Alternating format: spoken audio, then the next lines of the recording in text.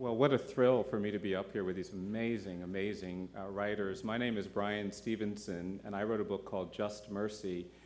And it's ostensibly about a profound change in America that is still gripping this nation, that evolves around mass incarceration and excessive punishment. Today, America is a very different place than we were 40 years ago. In 1972, we had a prison population of 300,000. Today, we have a prison population of 2.3 million. The United States has the highest rate of incarceration in the world. 6 million people on probation and parole, 68 million people with criminal arrests. The number of women sent to prison has increased 640%, 70% of whom are single mothers with minor children that get abandoned. 70% of the children with incarcerated parents end up in jails and prisons. And we've seen a generation of people be swallowed up by this massive enterprise. We've executed lots of people. We've put children into jails and prisons and sentenced them to die there.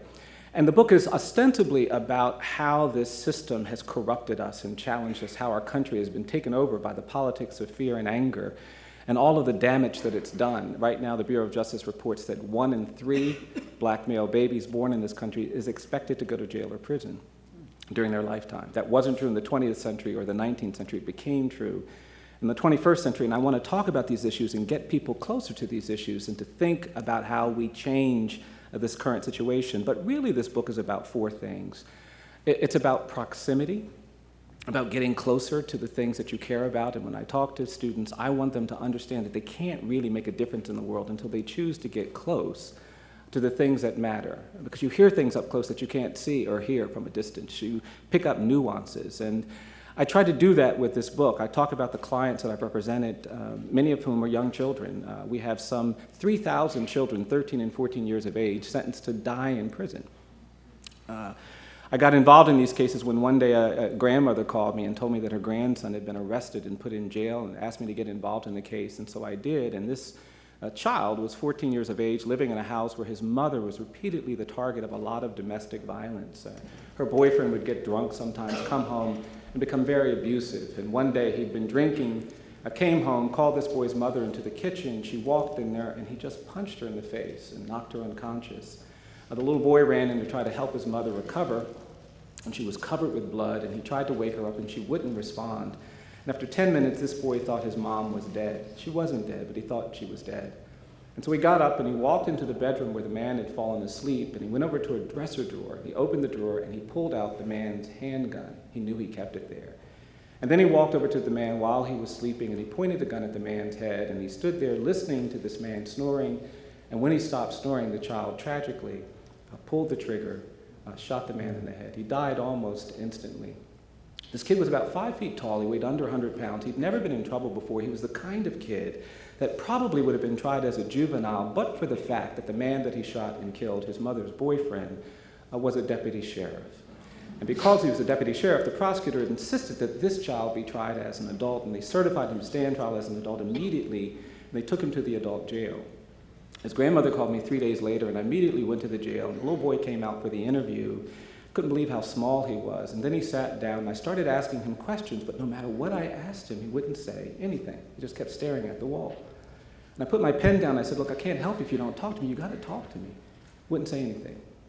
I got up, I walked around the table, I pulled my chair close to him, and I said, come on, I can't help you if you don't talk to me. Wouldn't say a word, and at some point I just started leaning on him. I don't even know why. I just started leaning on him, and there was a moment when I felt him lean back. And when he did that, I put my arm around him and I said, come on, I can't help you if you don't talk to me. Tell me what's going on. And then this child started to cry. And through his tears, he began talking to me not about what happened with his mom, not about what happened with the man. He started talking to me about what had happened at the jail. He told me on the first night several men had hurt him. He told me on the next night he'd been raped by several people. He told me on the night before I had gotten there, so many people had hurt him, he couldn't remember how many there had been. And I held this little boy while he cried hysterically for almost an hour. When I left that jail, I couldn't help but ask myself, who is responsible for this? And I realized we are. We've allowed this system to become evil and cruel and barbaric. We've allowed this disconnect to create a world of suffering and misery.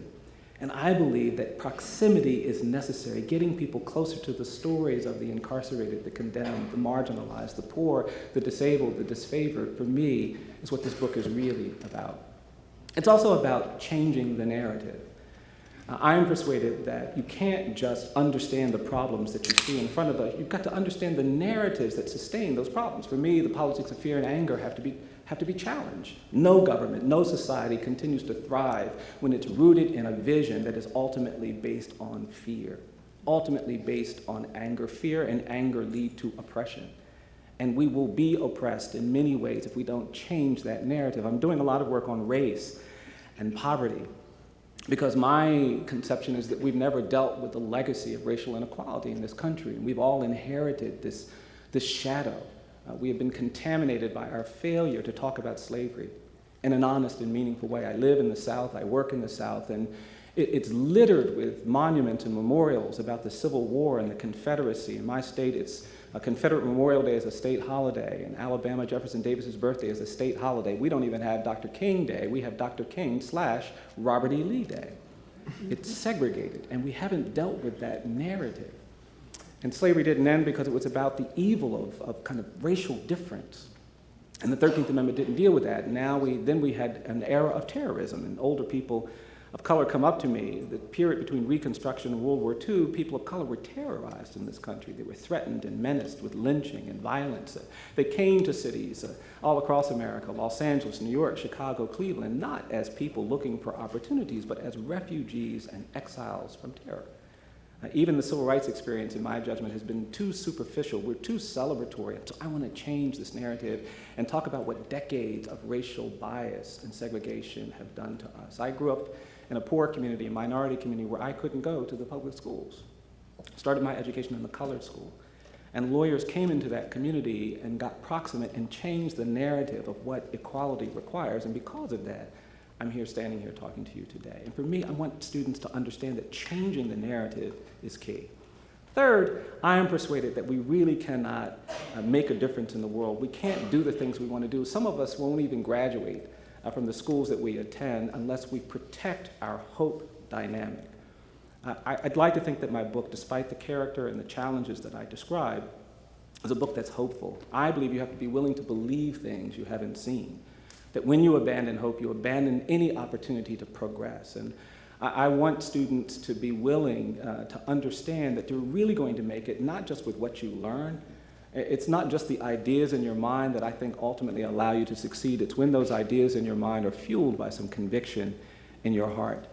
And I have been wonderfully aided by amazing people. When I got to Montgomery as a young attorney, I met Rosa Parks. And Ms. Parks was this amazing person, but she was mostly a hopeful person. Johnny Carr, the architect of the Montgomery bus boycott, when I got to Montgomery, she called me up and she said, Bryan, I'm the president of the Montgomery Improvement Association. And sometimes I'm going to call you up. I understand you're a young lawyer, and I'm going to ask you to go places, and I'm going to ask you to speak. Sometimes I'm going to ask you to go places, and I'm going to ask you to listen. And when I ask you to go someplace, what you're going to do is you're going to say, yes, ma'am. And so I said, yes, ma'am. And she did. She'd call me up, and she'd ask me to go places and talk, and she'd ask me to go places and listen, and we had this wonderful relationship. And then she called me up one day, and she said, well, Bryan, Rosa Parks is coming to town. I want you to come over and meet her. And I said, okay. And then she said, well, we're going to get together at Virginia Durr's house. Virginia Durr was the wife of Clifford Durr, who represented Dr. King, a white woman. And she said, we're going to go over to Ms. Durr's house, and we're going to talk, and you're going to come over, and you're going to listen. I said, yes, ma'am. And then she would sometimes say, now, what does the word listen mean, Bryan? I'd have to explain to her that I understood. And I did. I went over, and I listened to these amazing women talk, and they were in their 80s and late 70s, but they were so hopeful about what they were going to do. That's what they taught me, was hopefulness. And after I'd listened for 2 hours, just being so inspired, Ms. Parks turned to me, and she says, now, Bryan, tell me about the Equal Justice Initiative. Tell me about the work that you're doing. And I looked at Ms. Carr to see if I had permission to speak, and she nodded. And so I gave her my rap. I said, we're trying to do something about the death penalty. We're trying to do something about children prosecuted as adults. We're trying to do something about conditions of confinement. We're trying to do something about racial bias. We're trying to do something to help the poor. We're trying to do something about the women going sent to prison and drug offenders going to prison and disabled people going to prison. I gave her my whole rap, and when I finished, she looked at me and she said, She said, that's going to make you tired. And that's when Ms. Carr leaned forward and she put her finger in my face and she said, that's why you've got to be brave. We need a generation of students who are courageous enough to stay hopeful, even in the face of hopeless challenges and struggles and issues and all of the complexity. College is wonderful. It can be a real experience, but it can be overwhelming. It complicates things in ways that sometimes make us look for the easy exits, the easy spaces. And I want to change that. My clients have taught me really simple things. My clients have taught me that we're all more than the worst thing we've ever done. That's my hope. I believe that each person is more than the worst thing they've ever done. I believe if somebody tells a lie, they're not just a liar. I think if they take something that doesn't belong to them, they're not just a thief. I think even if you kill someone, you're not just a killer. There is this basic human dignity that must be respected by law. I also believe that we cannot deal with these issues in the way that we sometimes deal with them. I don't believe the opposite of poverty is wealth. I don't. I am persuaded that the opposite of poverty is justice. And we need a world filled with people who are seeking justice with the heart and conviction and the hopefulness that is necessary. Fourth and finally, this book is about doing uncomfortable things. I believe that you cannot actually advance justice. You cannot actually find and fulfill yourself without sometimes choosing to do uncomfortable things. It's about uncomfortable experiences that I have standing with condemned people before they're about to be executed, going into places where people are really angry and hateful and hostile. But I'm persuaded that it's choosing to do uncomfortable things that ultimately liberates us. I'm not against comfort.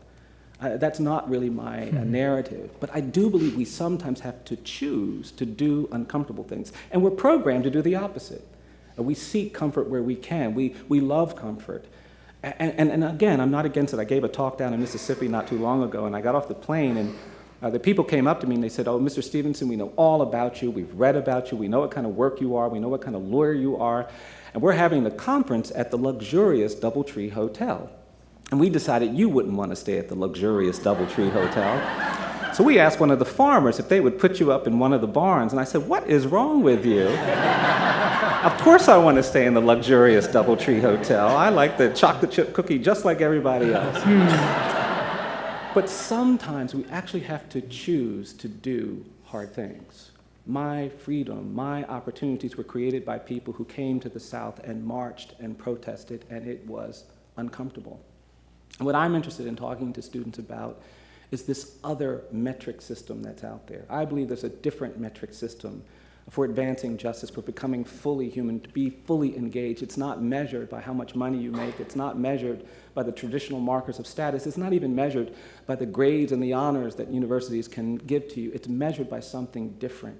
It's measured by how willing you are to get close to the things you care about, how willing you are to change narratives, how willing you are to be hopeful in the face of complexity, and how willing you are to do uncomfortable things. It was taught to me by my clients and the people I met. I gave a talk one day. I was in a church, and there was an older man in the back of the church during the talk, and he was staring at me with this really harsh look on his face. And I kept talking, but I was distracted because he looked angry.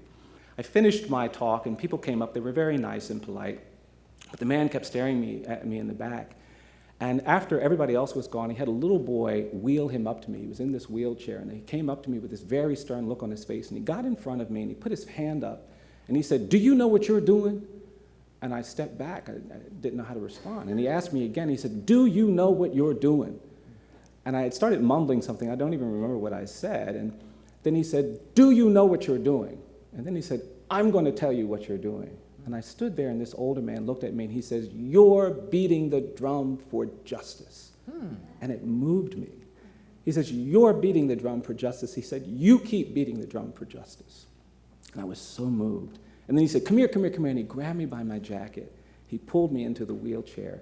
He said, "I'm going to tell you something, young man." And he turned his head, and he said, "You see the scar I have behind my right ear?" He said, "I got that scar in Greene County, Alabama, registering people to vote in 1963. He turned his head. He said, "You see this cut down here?" He said, "I got that scar in Philadelphia, Mississippi during Freedom Summer, 1960s. And then he turned his head. He said, "You see this dark spot?" He said, "That's my bruise. Got that in Birmingham, Alabama during the Children's Crusade, trying to vote, trying to push for equal rights." And then he looked at me. He says, "People think I'm some old man in a wheelchair covered with cuts and bruises and scars." He said, "But I'm going to tell you something." He said, "These aren't my cuts. These aren't my bruises. These aren't my scars." He said, "These are my medals of honor." And there is a metric system out there that will push some people to do things that are complicated and overwhelming and sometimes injurious, and yet they are the paths to justice. They are the paths to understanding. They are the paths that allow us to be the people who stand when others are sitting, to be the people who speak when others are quiet. And that's what I want college freshmen to embrace, to understand, and to know. And I'm excited that there is a book and wonderful books like these books out there to help in this process of discovery, and also delighted to be here. Thank you very much.